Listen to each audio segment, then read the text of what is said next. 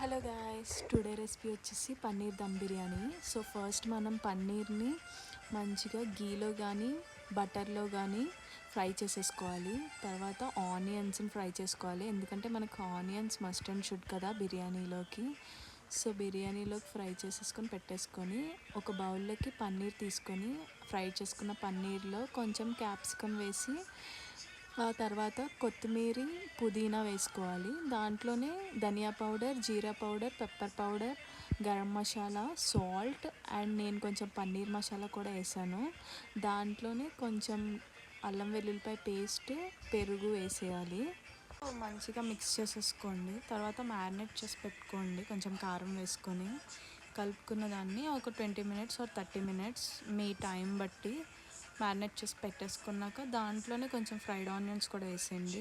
తర్వాత ఒక దాంట్లో వాటర్, బిర్యానీ ఇంగ్రీడియంట్స్ అన్నీ వేసి కొంచెం పుదీనా, కొత్తిమీర, జింజర్ గార్లిక్ పేస్ట్, సాల్ట్ వేసి ఆ వాటర్లోనే సోక్డ్ రైస్ ఉంటుంది కదా, 1 అవర్ సోక్ చేసి 40 మినిట్స్ మీ టైం బట్టి సోక్డ్ రైస్ వేసేయండి.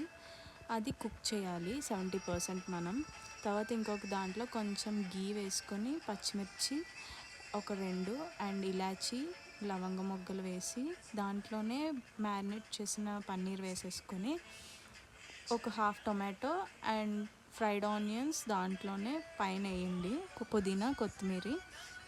మళ్ళీ అంతా అయిపోయాక మళ్ళీ దాంట్లోనే 70% కుక్డ్ రైస్ అనమాట, అది బాస్మతి రైస్. 70% కుక్ అయిన రైస్ని దాంట్లో లేయర్స్లో వేసేయండి. నెక్స్ట్ పైన టాపింగ్ వచ్చేసి పుదీనా, కొత్తిమీర అండ్ ఫ్రైడ్ ఆనియన్స్, కొంచెం గీ, పాలు, సాఫ్రాన్ వేయచ్చు. నేను సాఫ్రాన్ స్కిప్ చేశాను లేదని, దాన్నే నేను టిష్యూ పేపర్స్ పెట్టేసి దమ్ చేశాను అనమాట. దమ్ అయిపోయాక 20 మినిట్స్ లో ఫ్లేమ్లో కుక్ చేయాలి దమ్ పెట్టి.